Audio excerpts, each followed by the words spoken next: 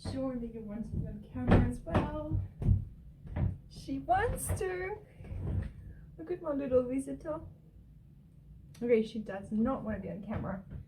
Hi, it's Anna here. How are you? I am very excited today because I have decided that this is time. We have never done really book editing together. Book editing. We have never really done book reading together. Still have fluff. I've got dog fluff everywhere. And I want to do that today with you, and I really hope that we can spend this time together in a discussion, even though of course a video form is more of a monologue. And I'm not bringing just my book today. Oh yeah, by the way, the reading was meant to be of Pride and Prejudice, but I'm bringing a whole bunch of books that are small compact books to share a few things with you and to talk more about it or to it, because I think there are just so many conversations and so many topics in here that are just not said out loud enough, I believe, and I really want them to be said more out loud. And a lot of the times they are going to come out like a vomit, and sometimes they're a little bit more thought through and structured. And I don't think one is better than the other, one is correct and the other one is not. I just think that every thought like that on our journeys of understanding BI+ experiences is valid, and I love to say all the guests are welcome. I have two zines that I want to share with you today. My Pride and Prejudice book that I published in 2021, and well, no, I didn't publish it, Debut Books did. And then I have Love Speaks Its Name. This is a little book of poetry, gay and lesbian love poems. And I want to start this today with you by acknowledging the traditional custodians of this land that I am broadcasting from today, on the Gadigal people of Euro Nation. And I want to pay my respects to the elders, past and the present and the emerging. I want to start by reading a little bit from Clementine Morgan zine, fucking girls. I don't know if you can, because I think it's like a mirroring, never mind. I was really taken by this zine. I loved it. It's very explicit, very raw, and I feel like very direct, which I really can appreciate. And a lot of my writing is very direct, and we'll read some of that today as well. Actually, I will finally read a chapter that I am most embarrassed about writing. It just connects a lot with what Clementine is talking about here. And I'm going to read something to you first and see how we go with that. This is from a chapter from that, I call them zine, I'm sorry, they are zines of course, but I can't help it, I call them zine. There's an E at the end. I'm not an English speaker. I look at it, I see a zine. So I may continue calling them. We'll see. I'll try correct myself and call them zines. There is a little bit I highlighted that I want to read to you. It's from the chapter How I Learned to Relax and Love Eating Pussy. I think for a lot of bisexual people, if we experience queer sex as stressful or hard or scary, we worry about the legitimacy of our queerness. And stressing about queerness and worrying about it doesn't feel relaxing and doesn't feel hot. I think for a lot of bisexual people, the fact that sex deemed straight can feel easier becomes a secret shame that maybe we're not really as queer as we thought. I don't think we factor in how fucking traumatic queerphobia, biphobia, and compulsory heterosexuality are. And trauma can make sex hard. It doesn't mean that we don't really desire queer sex, and it doesn't mean that we won't love it. It means we need to learn how to cultivate safety, and how to create sexual exploring, how to create sexual environments and relationships where we feel safe exploring our queer desires. And I think this is just so palatable and so strong. And those lines, there's so much more. And those lines just reminds me of all of those conversations I've had online with people after creating Bi and Prejudice Instagram account, and especially writing the book and having personal conversations with some of my friends, where we felt like, for us, for example, like me, cis white women who present a certain way, there's no straight presenting, gay presenting. I do not like those words, but somebody who looks like me and everyone else thinks, she's straight, she's this, she's this, she's this, she's that, and I walk into the space and I fit into it, not because of this, but because of what the outside world puts on me. Yes, looking a certain way, which is because of the white supremacy, is put forward, hence white supremacy, but this is not my fault. And a lot of us, we feel like when we are in same-sex relationships, whether they're sexual or, well, let's talk about sexual for a moment, we don't want to become what we've experienced. We don't want to cause the same trauma that we experienced often through our sexual experiences with cis white men. And it honestly just stops everything and makes it so much harder to be here, because we're here and overthinking and worrying. And a lot of women I spoke with also felt very not queer enough if they did not experience if they didn't have sex with another woman. And of course, this being a whole other separate discussion, I think still leads into the same problem, because we're all working under the same system and we're experiencing the same, I want to say same shit, but I'm trying to think of better words than just say everything is shit and, other swearing words that I don't want to use today. This is where I'm starting, and I want to share with you from another chapter, again from Clementine, from chapter called Gay Slut Life 2019. And I will start here. I have fucked 10 million cis-het men, and I haven't had even a tiny fraction of that amount of sex with queers and women and dykes and non-binary cuties. It's not that I've had none of this sex or none of these relationships. I have. But it is harder and more scary and more work. The desire is deeper and it is encased in so much trauma.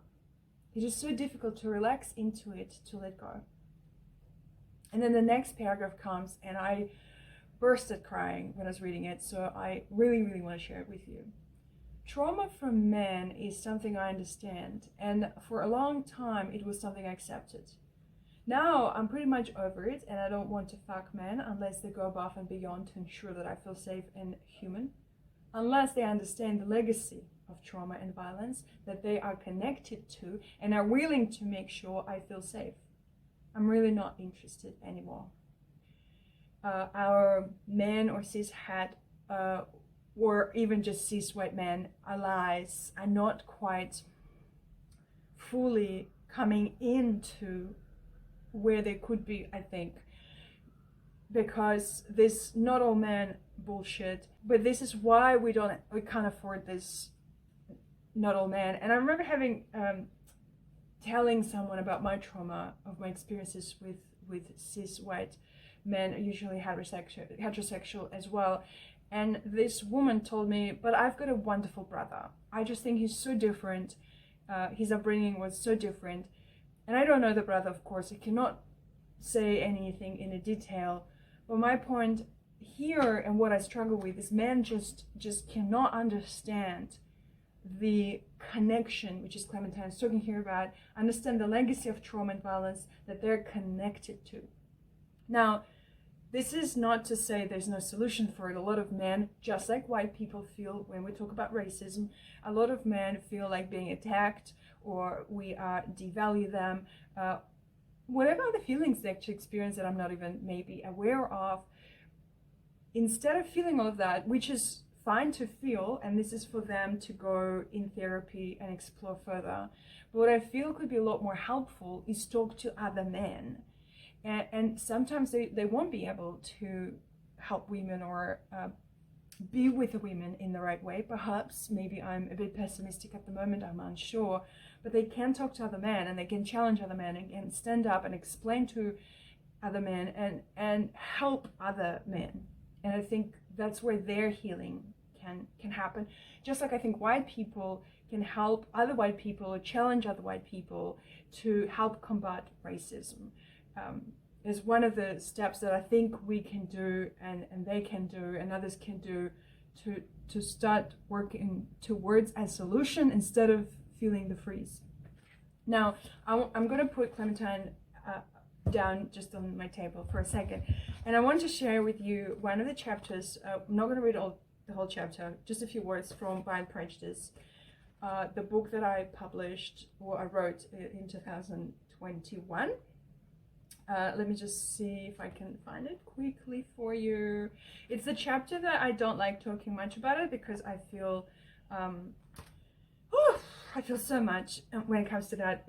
And it is a story about me really like pursuing same-sex relationships, specifically sexual relationship, because I was on the cusp of getting into a relationship which did turn out to be a very long relationship for many years that I eventually exited.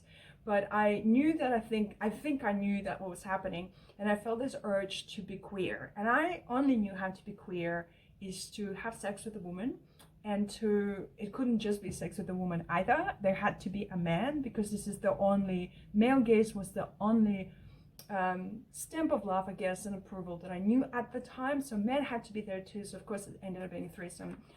But my getting there is something that I am so cringy and embarrassed about to this day, even though I wrote about it, spoke about it, told people about it. Surprisingly, this is the only experience that actually left my mouth and my head, and nothing's changed. I still feel the same way. But let's see. Sometimes you keep talking about it. But I think this gonna just really align with what I've read here with Clementine, and I want to see how this feels now, and maybe hear from you as well how that landed with you and what your thoughts are. This is from one of the chapters in my book called The Crossroads. Every chapter of my book starts with a little poem. I want to quickly share that with you as well. You sell me booze and drink your mother's memes, and when I'm drunk you call me slut, easy, inappropriate, the outcast. The Crossroads. I found myself undressing an older woman with a beautiful black hair in my bedroom as my male companion was kissing her neck. And then it starts. I want to sleep with a woman, I exclaimed to my male companion at the table, falling over a chair as I left my seat and tried to get myself to the bathroom. The night was getting closer to its inevitable conclusion, sunrise. You know, there was time when we used to party till sunrise in Sydney. It was possible. I was at one of the strip clubs in King's Cross with a man I met a few months earlier at a gay bar. I was certain he was gay, or I really wanted him to be. I knew that if I found myself alone with him, I would give myself away. It didn't matter that I didn't want to. I knew I would sleep with him, and I eventually did. It was awful, but I did it anyway. By this point, I had spent so many years numbing and ignoring what I wanted, which was often to say no. Yes was all I knew. So as I made my way to the bathroom, I felt as though the entire establishment had already heard my call. I can only imagine what everyone was thinking of me that night. I could hear all those voices inside my head. My internal self-judgment was always the loudest. At the time, I didn't know how to understand or respectfully navigate my multi-gender attraction, and so I behaved in a way that hid my true desire. And so, in the end, I found myself undressing an older woman with beautiful black hair in my bedroom as my male companion was kissing her neck. We met the sunrise in my bed, staring at the harbour bridge in my small one-bedroom apartment in Potts Point. The mission was accomplished. Was I happy? I think we all know the answer to that. And it carries on, and I would love to hear what you think about it if you had a chance to read my book. But this still mortifies me because I'm so aware, I think, and so pained by the misogyny and the white supremacy, the racism, the biphobia, the self-hatred that this was happening with at the time, and I felt.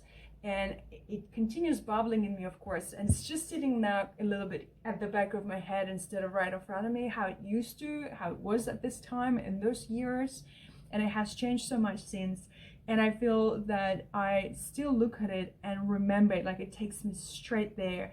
And the years and the effort and the resources, you know, the time, the money, the opportunities, all put into healing and recovery from that, from patriarchy, from white supremacy, from this misogyny and bigotry on so many levels and so many different flavors of bigotry. And I think this is actually the only chapter in the book that I rarely share online and often want to just scroll through. And this feeling that is still with me is quite important.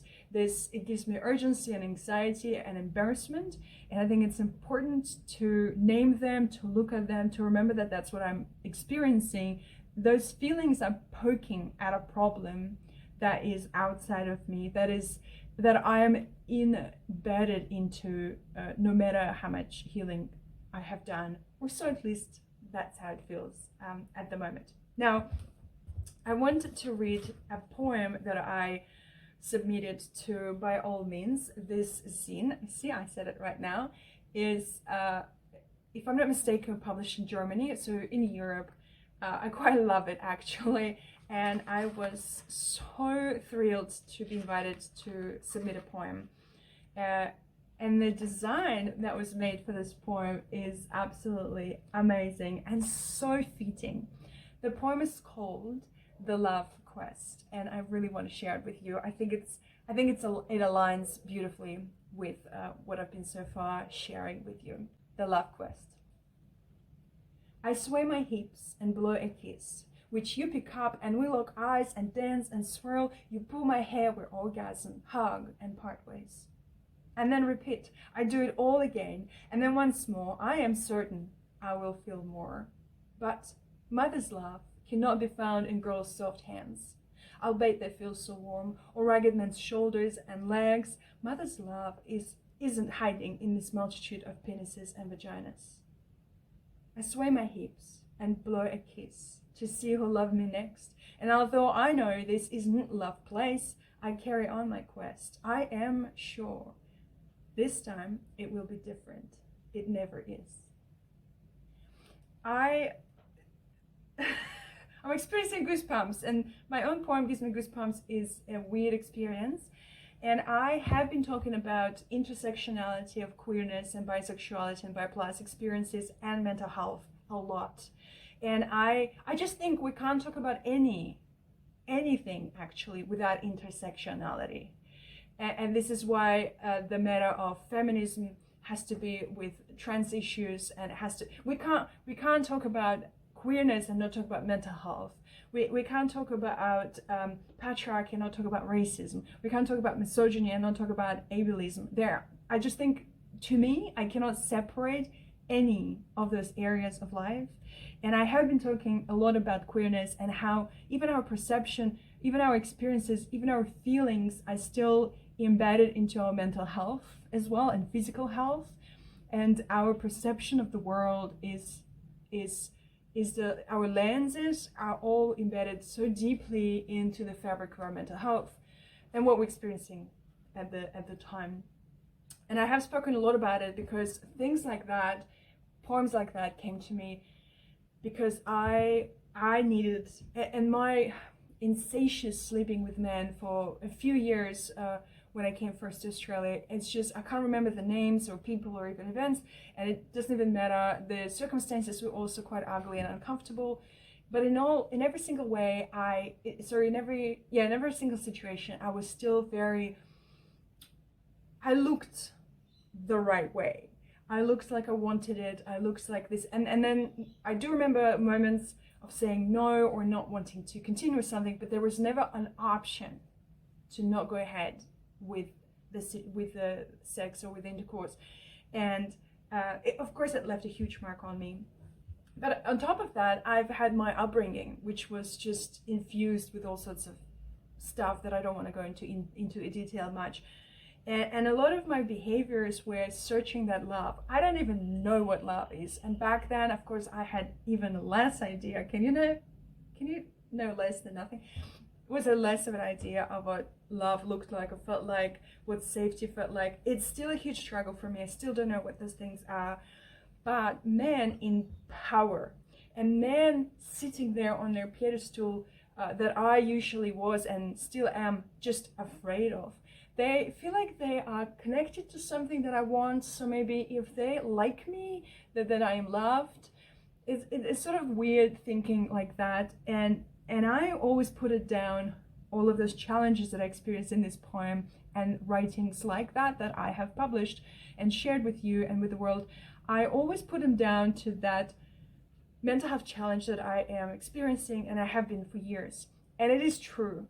But I forgot entirely how other things are at play. And I'm like trying to draw layers here and like pinning the onion situation and the misogyny and the white supremacy and the patriarchy and the racism and the bigotry and biphobia and homophobia, all those things, of course, sitting like a ton of brick on top of what already is happening in my body.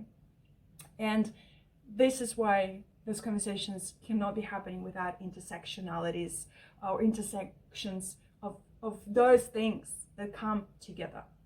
And this is why I really wanted to share this poem with you alongside those other writings. And I would absolutely love to hear how you traveling with listening to this, what thoughts come up, what experiences you are eager, willing, happy to share, want to share. I would absolutely love to hear some of that, so please feel free to do that if it feels right to you. I'm gonna read 2 poems to you from Love Speaks Its Name, and I don't think they are aligned very well with what I'm sharing with you today, but I feel like it would be a nice ending for this. So one of them is, I'm gonna start with this one. One of them is, I hope I pronounced it correctly, forgive me if I'm not, and you're very welcome to correct my pronunciation. It is by Noël Coward, and it is called Mad About the Boy. And I quite like it actually, so I'd love to hear what you think. Mad about the boy. It's pretty funny, but I'm mad about the boy. He has a gay appeal that makes me feel there's maybe something sad about the boy. Walking down the street, his eyes look out at me from people that I meet.